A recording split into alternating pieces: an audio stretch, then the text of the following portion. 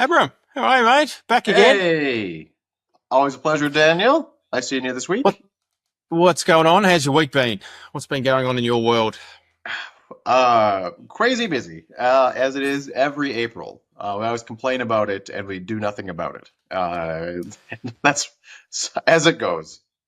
Yeah. Well, for me anyway, I have had a lot of chats this week, and we're going to chat about a couple of things in this episode. But a lot of chats with organisations getting started with AI and Copilot in particular.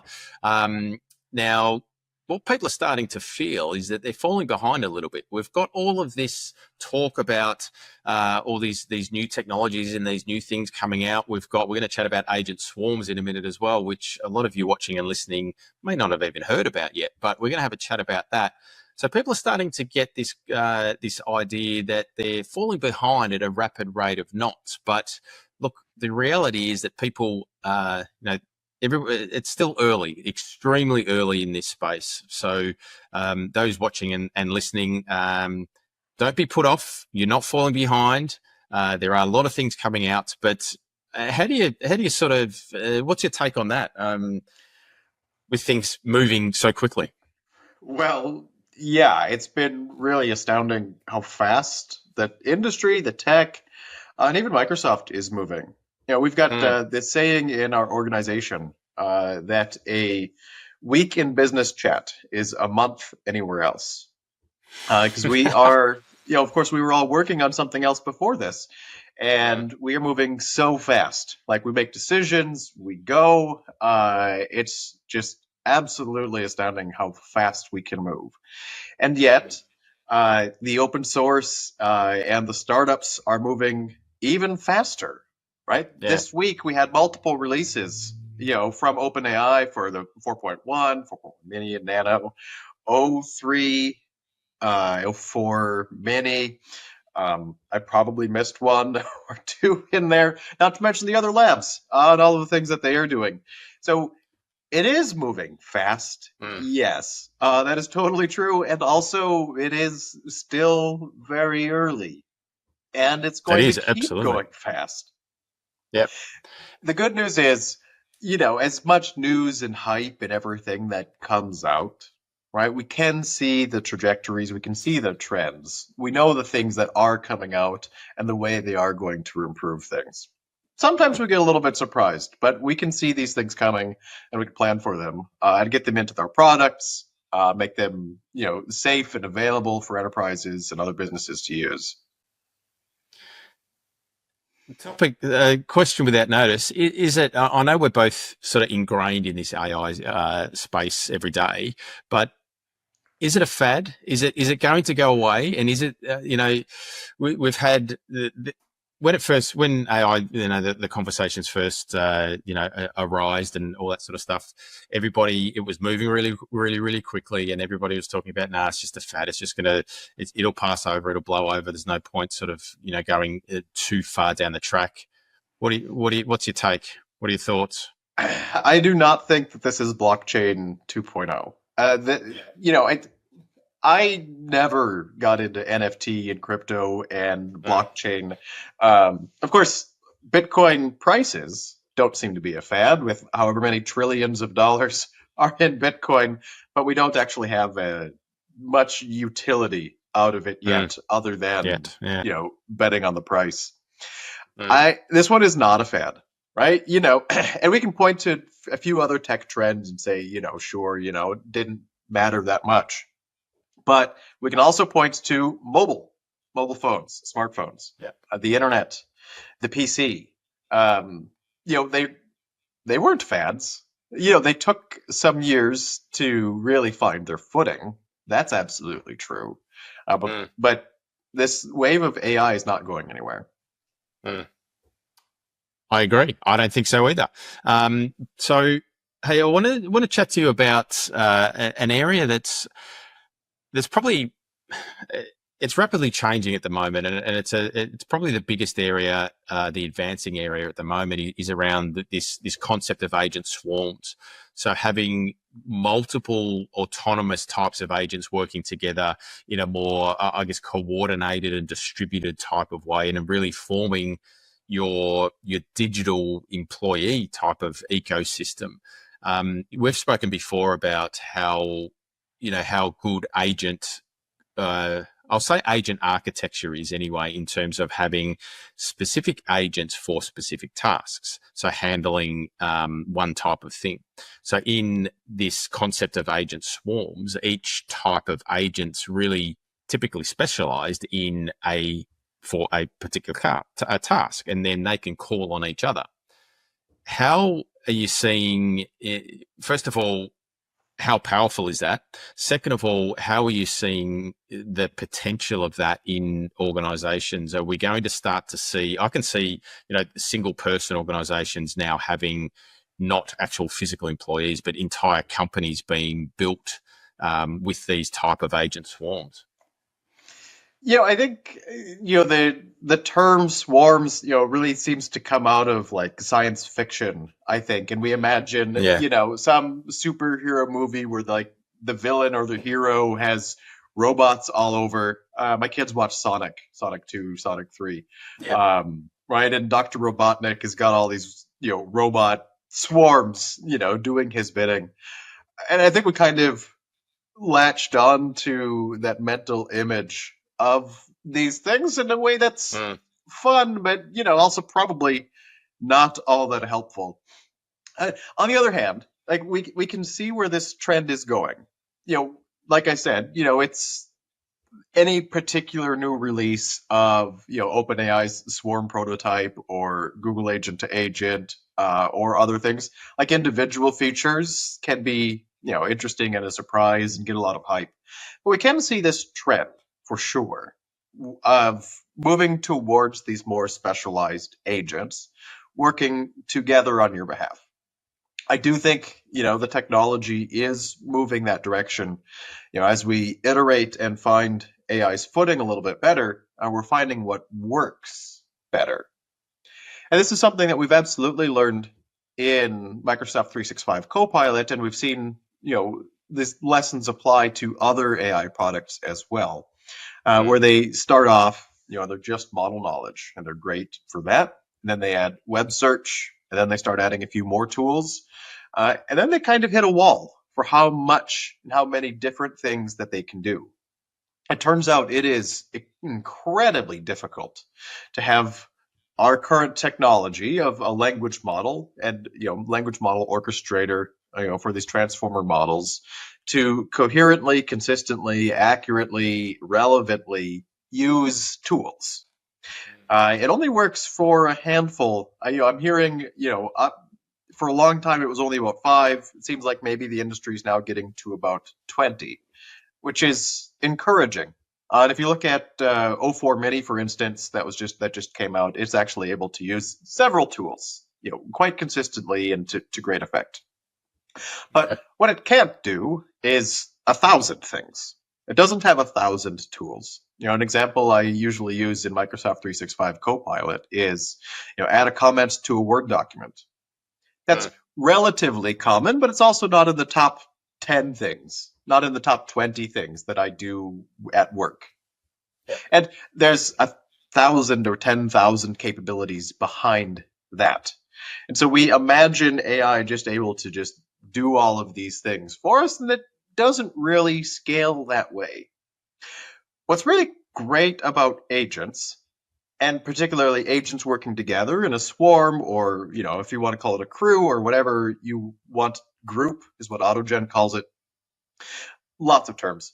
But surely, as a product manager, you got to come up with some type of trademark word for a Microsofty Copilot-y type of thing. Yeah, we'll see. I don't know if a whole plane of Copilots really is the correct mental limit. Yeah, fighter jets, they fly in formation. Yeah. There we go. A formation of agents. Maybe that will be it. Get something, maybe something out of Top Gun or something. We'll get some type of Squadron. Squadron sounds cool. But the great thing about these is each individual agent is awesome at its task and its tools.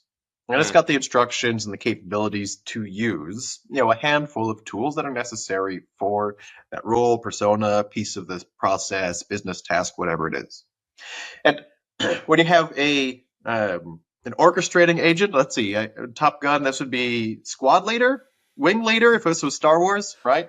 Iceman. R- I don't know. Red Maverick. leader. Which one? Which one? Yeah, red leader Red leader. reporting No, in. no, Yeah, no, no, no. that one. Yeah. uh, Now it only needs to know about 10 or 20 agents, and if they each know about 10 or 20 skills, well, great. Now we're at 100, 4 to 400 different kinds of things that it can do.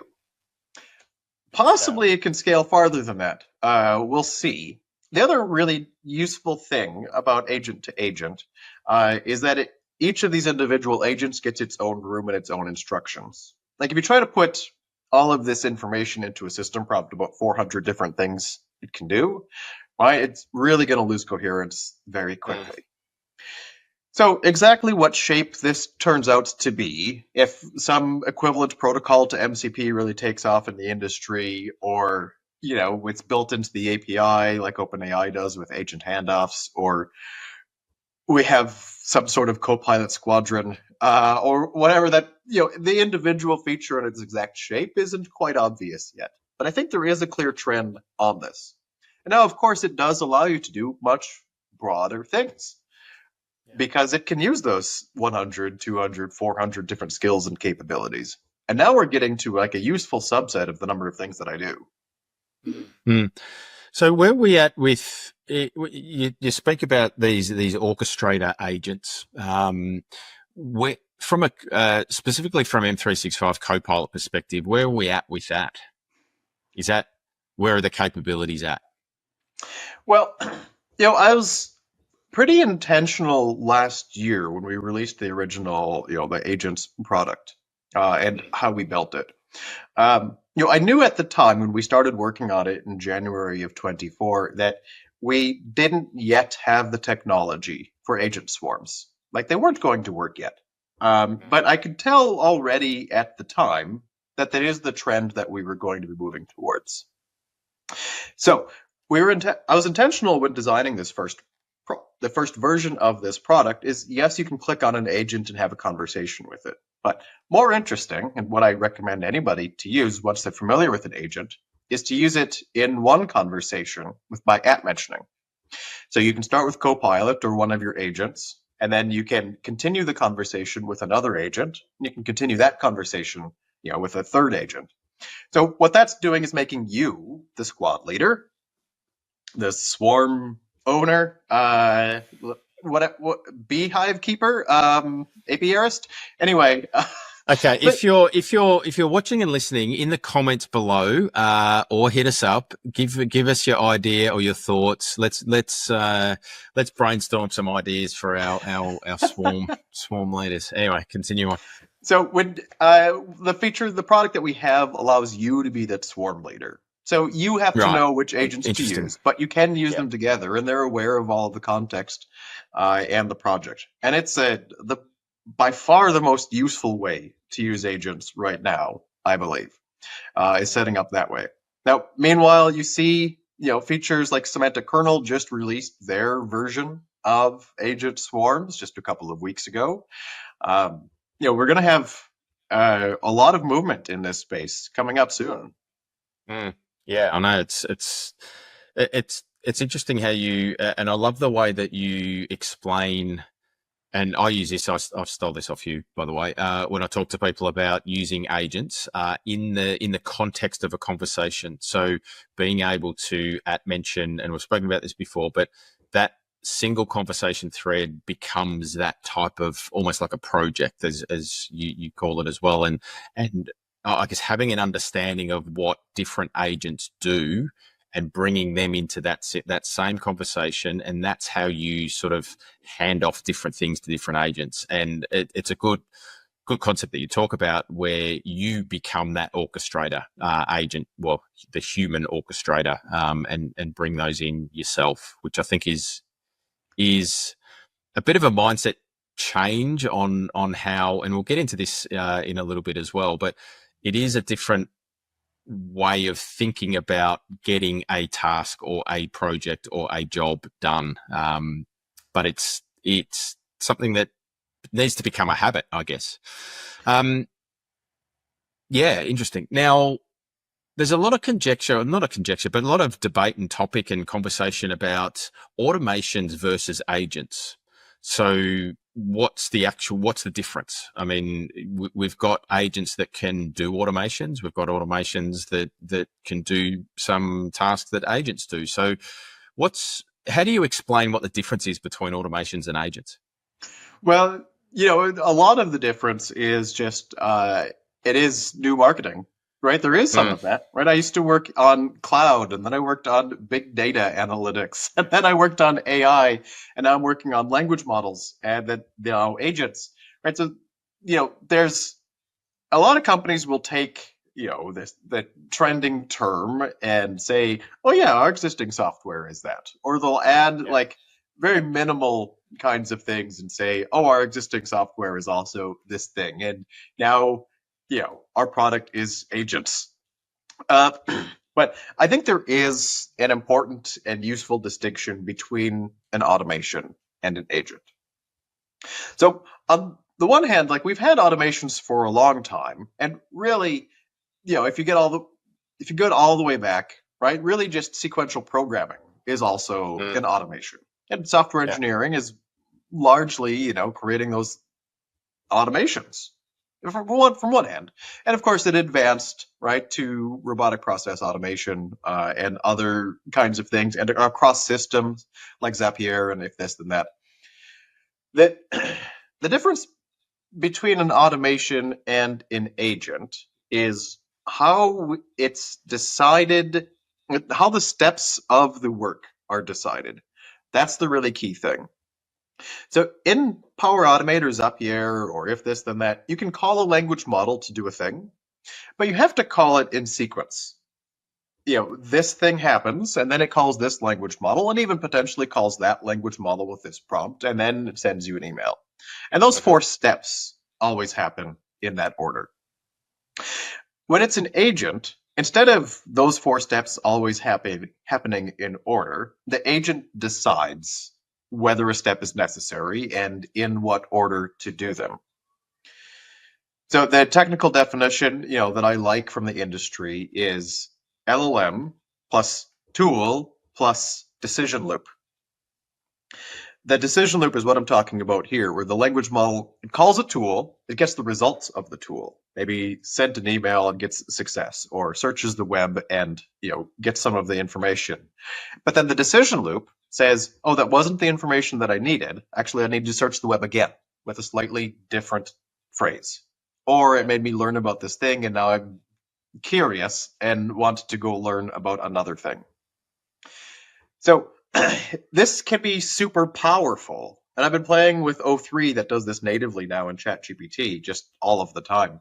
And it's really impressive how many things, different things it can do.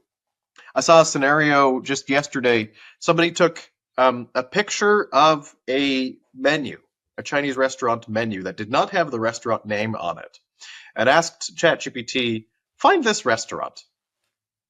And it used the user information tool to get the user's IP address to find out where they're located, within like a zip code. And then it must have searched the web for all of these different uh, dishes somehow. Yeah. Of course, it had to translate between Chinese and English, and then it looked up images of like the food at this restaurant and matched them to the menu names, Really? and then told the user what the restaurant was, which is, Wow. a dozen different tool calls Insane. using Python. Really astounding stuff. And nobody would ever build an automation for that, Yeah. right? That would be a crazy thing to do. That would be insane. Yeah. Now, that isn't to say that you should just move from automations to agents. Like, that isn't the lesson here. The downside of this flexibility is it works less often, Well, that's what I basically. was going to say. There's a bit of, I guess, you can sort of see the apprehension of certain people, and in moving to that agent type of structure, right? Yeah, absolutely. I used to work on Viva Insights. And a big task of Viva Insights and workplace analytics before it was uh, what we called business process automation, BPA. Automation. Yeah. Yeah. Whole acronym involved. I had to learn about it as I worked on the product. But there's so much work that goes into like figuring out what the process is, right? That's Mm. like 98% of the work. And Yeah. then it's okay, well, now it's pretty straightforward to plug together with one of these tools or even sequential programming. And there's a lot of business process that works that way and should continue to work that way. Basically, any time that you can use an automation to solve some problem, like you should. The Yeah. problem comes in when, new scenarios come up or it changes. And so there's only so far that you can take automations as well. Because any particular process is going to change and get modified and be a little bit different next time that it runs, and so on. Agents can really help with that. That makes them really useful here, that they can change and modify. But then they can just do a new thing, like find the Mm. Chinese restaurant from a menu, which is not something you'd ever try to build in an automation. No, no, absolutely not. I mean, we've moved pretty quickly. I mean, as we said before, this space is moving very, very quickly. We've kind of moved very quickly into this topic of agents. Where initially we've been in this chat type of experience. It's more transactional. People are used to using Google, putting in a search term, coming back with the responses. We've moved through into more of a chat type of scenario. How important is well, from your experience, how important is learning that conversational style when we're starting to now think and talk about how agents can sort of plug into businesses or individual roles, really? Yeah, there's two ways to use chat and generative Mm. AI, these interfaces. One is prompt engineering. And, there's lots and lots of guides on prompt engineering and, be specific and detailed and give a persona. And we've even got some of those prompt engineering guidance for agents because the Mm. instructions of an agent are also prompt engineering. Uh, How uh, important, I'm just going to interrupt for a sec. How important, so prompt engineering was a massive thing when ChatGPT came out, right? There's going to be a mhm. whole, there's going to be jobs. You're going to be a prompt engineer now. There's going to be all these jobs that appear. It seemed to have, I know, not disappeared, but took a little bit of a back seat. I mean, Yeah. how important do you think, structuring prompts the right way and personas and all of that sort of stuff is? How important is that now? For users, not at all important. Not at Yeah. all. Hmm. Now, if you're going to go build a product and you're trying to get to, 100 million annual run rate, like you had better treat your prompt like it's software, right? Where it's into individual parts, there's multiple teams maintaining it. You're running complex evaluation suites, there's long online A/B tests. Like there's software engineering of prompts. But Yeah. the whole idea of users need to learn this new skill of prompt engineering, it's just like learning Boolean logic for Alta Vista in 1998. Like it's the same thing, right? That Google in Yeah. 1999 says, we don't need any of that. Yeah. Sorry, Because everybody that learned Boolean search terms. We just fixed it so that end users don't have yeah. to. But similarly, if you're building a search engine yourself, right, you'd better understand those Yeah. Boolean search Yeah. terms, That's right. how they Yeah. work, how to apply them behind the scenes. So prompt engineering, it fully moved into software engineering. Hmm. And so that was one way of interacting with these chat interfaces is writing super good prompts. And that's still important for software developers and even agent developers and makers. There's some strong things that you can do there. But users should really focus on chat and on the conversation. Yeah. Well, first off, it works now, so that's good. Like Google fixed search terms in 1999. GPT. Oh, let's say probably GPT 4.0 is probably the one that really fixed needing to prompt engineer, and of Yeah. course the competing models have as well. The great thing about conversation is that everybody knows how to do it.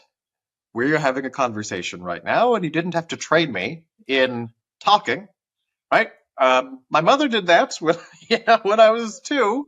My brain was very plastic, and I got very good at it by the time I was 6. So conversation, comes 6. naturally, and You it were late. isn't. That's a bit We don't late, isn't consider it? it a 6. skill, right? I don't put it on my resume. Yeah. Can talk, can talk good. Well, you'd probably be surprised. I mean, people are probably going to look for that, and how it's probably going to be a skill. Being a good conversationalist and knowing how to have a conversation is probably going to be extremely important in jobs moving forward, I would think. Well, that is true. That's a good point. I see some people on, Twitter or whatever, that X, I should say, that just spend a huge amount of time with language models. Mm. And you can see some of the results that they get. Yeah. Just today I built an agent that is argumentative and like a person online. I built this agent. It's like a person online, and it's such a good prompt that I found on, from somebody's Twitter account, X account, that Yeah. I had to go put this into an agent and try it out. So first off, it drops all the capital letters. It says use millennial slang, but and then occasionally, ironically, use Zoomer slang. It's just a lot What of the hell? What's Zoomer slang? What the hell is Zoomer Zoomers. slang? The broccoli haircuts, right? What do they even say? Skibbity. Skibbity is what my daughter says. Right. Yeah, and I could tell you what it means, but it would just make you less intelligent to learn. Okay, we'll leave it there. Uh, so it's true that people that are really good at these different styles of conversation can get really awesome results, but it's not any particular one way to do it, right? Like Ethan Mollick, calls himself an LLM sommelier, which is really cool, and he just comes up with really interesting things to ask, and then others, like seem to like dive into the psyche of these language models and change how they think with some really fascinating results. But you don't have to do all of those things in order to be productive at work, right? Yeah. Those things are fun with as toys and like explore and push the frontier. But just having a conversation, and this is new because the thing looks like a search box, right? And so you think that you should type in a search term, a search phrase. And even when we say you can use natural language, like what people understand that to mean is, okay, search terms written in a sentence. Find me, like, Yeah. the latest score of the Dodgers game, right? Like, it's not actually any more useful information than Dodgers game, right? That you can type in Bing or Google right now. Yeah. The pattern to learn, not even learn, but get used to, is asking follow-up questions. Try not to create a new chat, right? Explore a little bit more. Right after you ask for the score of the Dodgers game, ask, who the star players are, who are the MVPs in that game, who scored the most runs. Describe each inning. I don't know. Right, whatever your interest is in this game, try following on and asking that in a conversation. Because maybe I should think use that's a work scenario for this, but for any kind of thing that you're using Copilot or another AI for. But I think that's a good lesson to learn and a good way to learn how to use AI or any of the models as well, right? Is trying to get out of that search type of mindset, but just learn and just practice and have a conversation and go backwards and forwards and get into the habit of actually finding out more information and seeing what happens and seeing the different types of words and language and conversations that get the best results. Yeah, for sure. It's really awesome how easy this AI is to use and how broadly distributed it is.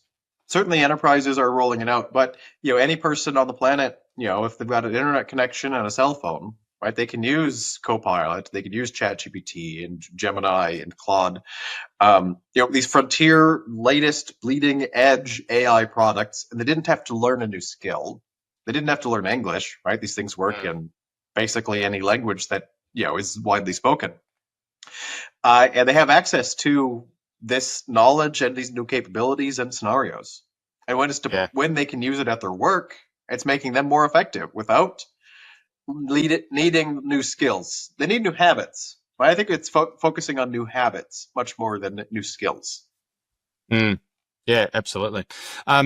Now, I think you've spoken about this topic before, but I'm going to ask you a question. Why do you think chat is the best and the worst interface for AI? Well, we were just talking about why it's the best, which is you Mm-hmm. don't need to learn any new skills in order to use it. Yeah. If you can talk, because now we've got voice mode or transcription. So there's advantages to using advanced voice versus transcription and walkie-talkie style. I'm using Windows H at the moment quite a bit, Yeah, actually. very That's quite effective. good.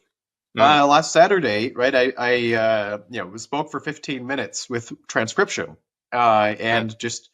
and then I asked Copilot, okay, turn it into this format. Right, ended up with a great resulting document. So Yeah. you don't even have to be able to type in order to use these things. So chat is fantastic. The other thing that chat is awesome for, so first, it's not a new skill that you have to learn. The second is it can do anything, right? If you can express it in language, you can ask the AI to do it, and the AI will attempt to do it, and often be successful. On the other hand, it's also this what do you call it, like the blank page problem, Yeah. where you open it up and there's a chat box, and you're like, what does this thing do? What should I use it for? The problem is the flip side of that can do anything, which is give me something. Like, I need one thing to do in order to start. It's hard to think of anything. That's not how our brains work. No, Try that's to come true. up with like a sentence right now that no person has ever stated. I'm challenging you, Daniel. Yeah, come up with a sentence right now. No person in the Okay. world has ever Well, hang on. spoken Let these me just words in this order. hang on. I can. Well, what was that Zoomer? What was that? What were you talking Skibbity? about before? Skibbity or something like that? Okay. I don't know. That's where I would use AI, right? I would say. Well, What is a sentence that no one has ever used? And let's see what comes. Let's see what that's Copilot interesting. comes Yeah, back with. let's see what it does here. Okay. The luminous quokka danced gracefully under the emerald waterfall, singing an ancient melody known only to the stars. There you go. All right. Who has ever used that sentence before? Ever? Yeah, luminous is not a word I generally pick up. What about Everything. quokka? Did they Do make you that know one what a up? I quokka? don't know what that is. Do you know what a no, Do you know what a quokka is? You don't know No, what a got no quokka is, idea do what you? that is. Okay, what is a quokka? And I'll give you the exact terminology. Hang on. It's not a Let me just. quacker. I know what a quacker is. No. Quokka is a small marsupial native to Australia. That's why you Oh, don't know it, that's right? why I don't know. Right, as we That's were right. talking before the call, I can only name That's three of right. cities in Australia. Yeah. That's right. Habitat. If you want to know the habitat, they're found in small areas of southwestern Australia. I'm in Melbourne, so I'm on the east coast, including some smaller islands off the coast of Western Australia, particularly Rottnest Island and Bald Island. There you go. All A right. little bit of That history quacker for is you. dancing under the luminous waterfall. All That's right. That's right. right. Anyway, sorry, we digress. So, we were talking about the blank page problem. Yes. And, that's since it's this new habit, it's like, how do you start a new habit? It's, you've got to do it a few times, right? Mm. Otherwise, it's not a habit. And so we need some way to get from the blank page to using it a few times. This is, quite challenging. And we spend a lot of time in Copilot on the technical term is zero query, which comes from like our search days. Like if you click on this Google search, it'll give you some suggestions. Or you type in the address bar of Edge, it'll give you some suggestions. So we call it zero query of why don't you try asking about this thing. And it's useful. So in Microsoft 365 Copilot will show a few zero query cards, getting a little bit even more technical, right? And there'll be something like summarize all of the requests my manager had for me in this last week, as a way to try to get beyond this starting problem. But of course, that's not chat. That's not a chat interface at all, right? And really, you just get 3 or 5 or 6 options of things that you could use this AI for. And so it does get you past the blank page problem a little bit, but only a little bit. You still have to get from 1 query to 3 and from 3 queries to 10, and moving into a habit of your daily life of using the AI. So that's the problem with chat is it's too flexible. It's not like any technology that we've ever used before. And of course, there's the other situation, which we talked about last week, of it can't do some scenarios. Yeah. If you ask it to do your dishes, right, it can't. Right? And there's... Well, I can tell you how. It can tell you how, which I did not need. My mother taught me that one as well. Well, so if you've got kids, then it's just a good reiteration to get them to actually do working something. On that one. I'm waiting for my daughter to ask Copilot how to wash dishes. She mostly asks about drawing dragons. So getting past that blank page problem is really tough for chat. And then even once you're there, there's things it can do and there's things that it can't. And that is tough to learn. Just because it's a wide open space and we haven't constrained it at all through this interface. So it looks like it can do anything and it will try to do anything and you can communicate anything. Right? Yeah. But what is anything? What is a thing? The quackers under the luminous waterfalls. And then some of the time it will work and some of the time it won't. So that is, it's like I'm looking for an interface that is better than chat. And it doesn't exist yet for this. Yeah, I was listening to a podcast actually this morning, and it was talking about not specifically Copilot, but just AI adoption in or getting started and making it a habit to start to just to introduce it into your daily workflows. But it was the guy I was listening to was Nathan Barry from ConvertKit or now Kit, and how he sort of started making it a habit was he got an additional monitor, so it was a vertical screen, and he just had, in this case it was Claude, because he was using it for writing, and the output from Claude is quite good with writing, but it was just there constantly all the time, and whenever he started to do something, it just because it was there visually in front of him, started to then become a habit to just ask Claude to do some stuff. Have you got any? How have you seen people sort of integrate or change behaviours and habits in that sort of way to bring it into everyday workflows? Writing is a great example, right? So I write a fair amount, as a product manager, and what I do is I use the web app so that I can put Copilot on the edge. You can click on the Copilot button in Edge, and it's right there, and it can interact. Well, Copilot Consumer can read whatever you've got there on the screen, which is super useful. And we do the same thing in Microsoft 365, right? It's there on the side of Word, it's there on the side of PowerPoint, it's up there on the side of Outlook, and it's fantastic to use this way. If you've got a widescreen monitor, and you should have a widescreen monitor, open it and pin it to the side, and it helps as a visual reminder that it's there.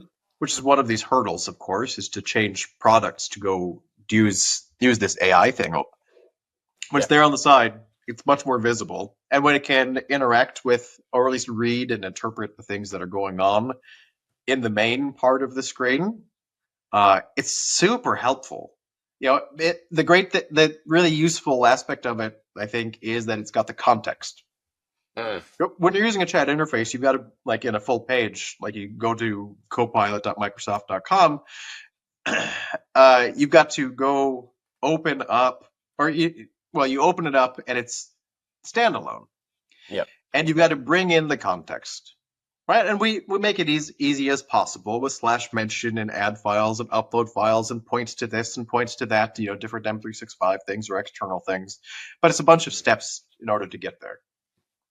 This side pane, we call app chat, is a fantastic way of operating.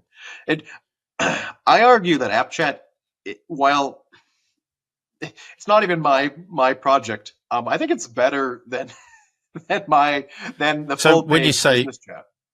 When you say app chat, is that not just in Edge, but you're talking about the app chat in the other applications as well? Yeah. Yes, that's right. Like in Word or in PowerPoint, as well as Edge and Teams and everywhere else.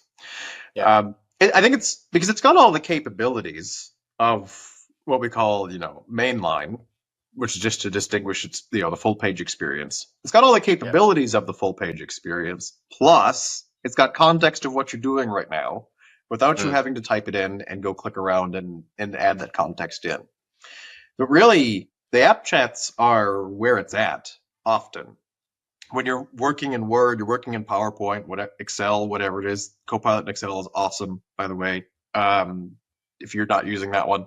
As well as, you can see these features, kind of the artifacts model that Claude uses and Canvas that ChatGPT uses. It's a super strong way of working with these things. Yeah. Something that I don't, I don't do that a lot, but something I'll make a change on is yes, that app chat experience, because you're right, moving, bringing the context into the you called it mainline or something like that, but yes, bringing that in is just an extra, I guess, an extra step, and a lot of people wouldn't realize. Especially the Edge example is something that is extremely powerful for people to start using, and a really good way to learn that conversation, especially when you're on a page. Having that backwards and forwards, conversation is again something that is powerful. Yeah, a really cool version of that that I've seen some people do is some of these products, including Microsoft Copilot, that's the consumer one. If you have Pro, you can turn on Vision. And it opens, it shows up at the bottom of the screen instead of the side of the screen, but it's the same kind of idea. And you just continue to browse the web, like as you were doing, whatever you're working on, whatever it is, scrolling Facebook, you can just say, what does this mean? Out loud. Like you're talking to yourself, then Copilot will look at it and then describe what it means. So is that in the consumer app? Yes, you're talking about that is the consumer one, not the work one. But and you can see people doing this with Gemini as well and Chrome. So I don't think we don't have that, and I haven't seen it in any work product yet. Yet. Well, you can look at these trends, just like I was saying before. Yes, you can look at these trends, and of course, it's going to happen in the work products from all of the players. Now, this doesn't work in all circumstances, right? Not every computer's got a microphone. I'm not always willing to talk out loud, depending what I'm doing and where I'm at. But it's really fascinating to work with AI that way. It is. But it's been another, I think that could be the pod. It's been another great episode. Good chat. All right. And unless there's anything else, we might wrap it up. Sounds good, Daniel. Yeah, this was a lot of fun to chat about. Until next time. Now, people, we are on YouTube, and we are now across all of the popular, or not popular, anywhere that you get your podcasts published there, on YouTube as well. Head over to returnonintelligence.ai. Also, pop your email address in there. We'll keep you updated with all the latest episodes direct to your inbox, and you can stay updated there. But once again, Abram, thanks, mate. It was a good one. A lot of fun talking to you, Daniel. See ya.